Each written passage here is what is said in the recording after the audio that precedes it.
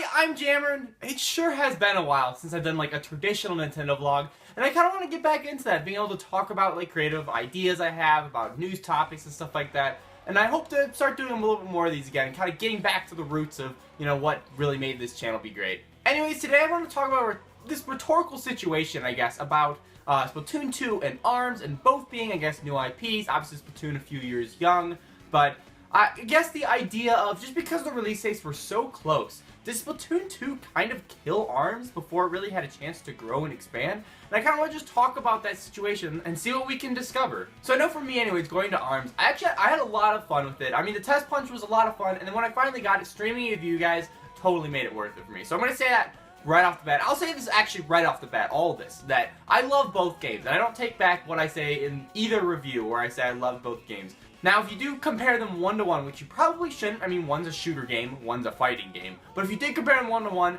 it is pretty clear that Splatoon 2 has more content, even with its base content besides the updates.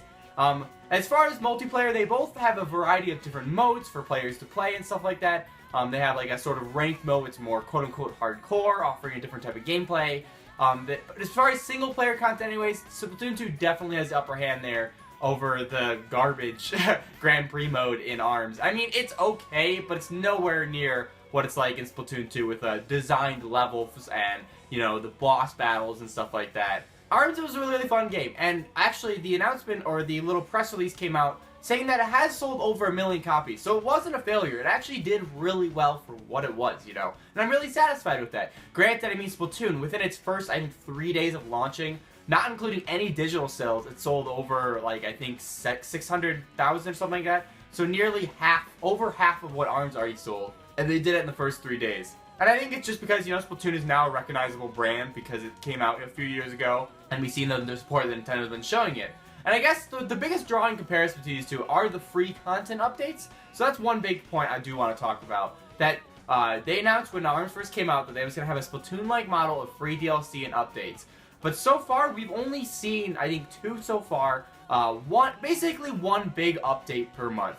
And the first one, during the launch month, was a spectator mode and some tweaks to the online formula anyways. And then to follow that was the Max Brass update that provided us a new character, 3 new sets of gloves, and a new stage to go along with it. Granted, we kind of knew that was going to be coming because that was already present in the Grand Prix, it just wasn't available for players to play as. So it was kind of expected that that was going to be coming down the line, and now we're at a point where there really, any new content that's going to be coming to it, we don't really know or are expecting to come. Actually, there is another thing they did update with Max Brass was the headlock mode, the headlock scramble. That was actually a mode that a lot of players have been conversing about after playing against headlock in that mode. Like, what if there was a mode where you could actually play as him, and then they developed probably the idea from that, making what if it was a power-up that players could grab and then have the ability to use those 6 arms to take on all the other fighters. Which is a really fun mode, and it was an awesome update. But besides the headlock scramble, every other update has been stuff we already knew was coming. Like in the Direct before release, we already knew there was going to be a spectator mode. We saw it at E3 in their during their tournaments and stuff like that. So it was content that we expected to be coming. Now on Splatoon 2's side, we don't really know what's coming, to be honest. Besides, obviously, we know new weapons, new stages, potentially other stuff as well, like new gear and whatnot. And so far, how they've been doing it, it's been nearly every week we've been getting some new form of content. The first week, we got the ink brush. The second week, we got the splat. Oh, the dually squelchers or something like that. Dual squelcher. It's the orange squelcher, but it's like dually form. This week, I believe we're getting a new stage to come along with this Splatfest, being like some Twilight Town, something like that. Twilight Zone. I can't remember the name of it specifically. So Splatoon has been really steady with its content updates. And I think because of that, it kind of leads to its benefit, because it's keeping the game more alive and more fresh, and honestly, it's not like players expect that often of new content in Splatoon.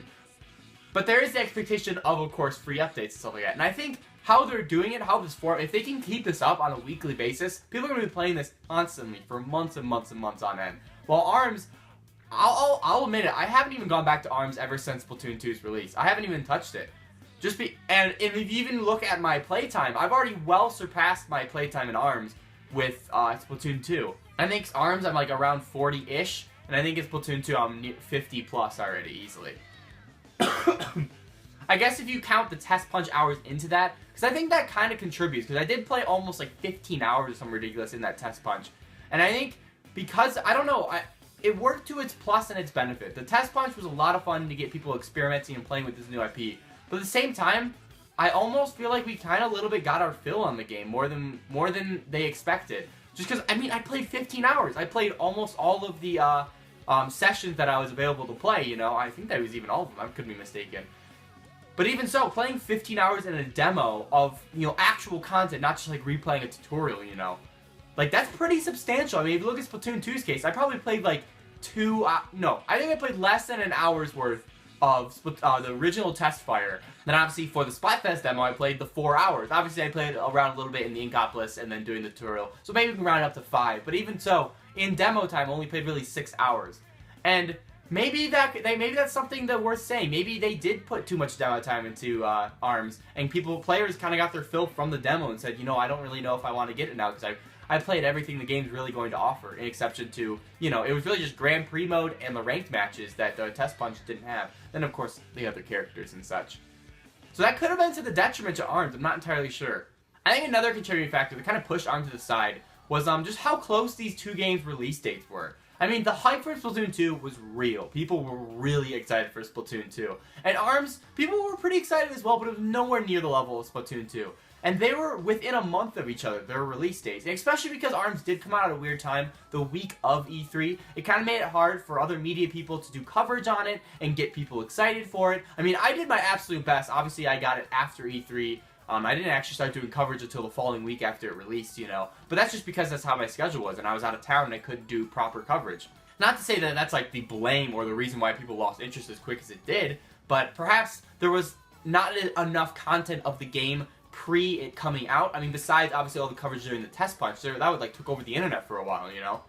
But I think because it kind of got mixed in the scramble with E3, I feel like if it might have came out at a different time, it could have sold a little better. But I mean, for selling 1 million, it's still coming out the week of E3. I am totally for it. Like, that is an amazing achievement on its own. But I think because Splatoon 2 came around the corner so quickly, I mean, like my example of myself, I've only put maybe 40 or so hours into ARMS, and I haven't touched it ever since Splatoon 2 came out. I think, and I at least assume, a lot of players are very similar in that way, where they were really looking forward to Splatoon 2, and in the meantime where they were playing ARMS and experimenting with it. But once Splatoon 2's out, they haven't really gone back as much. Maybe once in a while for like a party setting, bringing friends over and whatnot.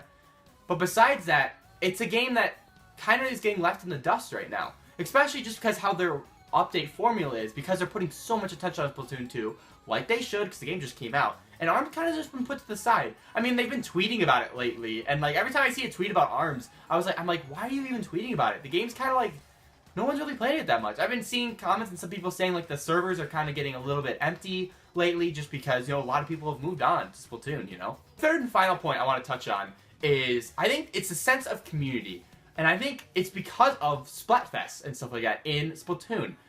It really engages the community to pick sides, you know, pick waifus with the off-the-hook sisters, you know, and like come together and form teams and fight against each other. And even outside of that, do Splatfetti, I think we call it, the graffiti stuff. I mean, there's like stuff like that, like art and stuff, fan art that can be posted all around throughout the community. And it really builds, like I said, that sense of community that I don't know if ARMS actually really has. It did for a while. I mean, there were fan favorite characters like Twintail and Min Min, and there was the waifu wars between them. But there was really no way to settle the score, I guess. And there was no, like, global tournament, if you could even call it. And I think that might be what kind of left ARMS to the side, is because Splatoon has such a community around it of fans from the previous game, of course, but as well as just how how the game functions. You're in this world, you are the Inkling, and you're walking around, you can customize it as you want. You put yourself in the shoes of the character you're creating and the character you're playing, you know? While in ARMS, you're just playing different characters, and obviously that's how the game's set up. But I think it makes Splatoon a little more of a personal experience, because you can gang together with a squad of guys, you know, you can squad up with a team of 4 Inklings and go tank on some salmon or something like that, or go in league battle and try your best in there in the Rainmaker and stuff. While ARMS, really, the only other option with playing with friends is, you know, the party matches or the rank matches. Obviously, you can customize the rules and play around with it a lot and mix up how the game's going to be played. But besides that, I don't know. I think that's the biggest reason why, those are the 3 biggest reasons. The lack of, or at least the more infrequent updates to ARMS, the really close release dates of both games. Just not giving enough room for ARMS to breathe and grow on its legs, you know?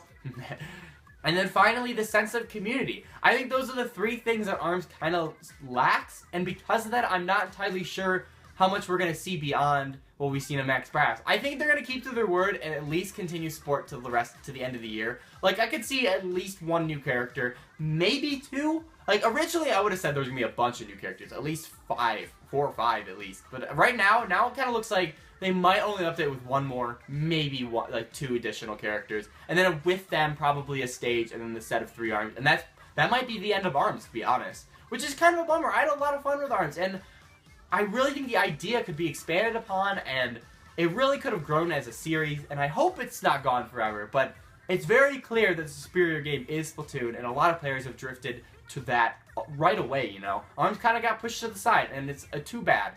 But it's not like but it's still a fun game, and definitely something I'll bring out on parties and stuff like that, because, I mean, you can't even play Splatoon 2 locally anyways without co-op. So I guess ARMS does have that to its benefit. But guys, let me know in the comments, what do you guys think about this whole situation of ARMS and Splatoon 2 and potentially it killing the game? Definitely let me know that in the comments. Give this video a big awesome like, and if you haven't already, subscribe for tons more on Nintendo Switch content, Splatoon 2, ARMS, and all that fun stuff.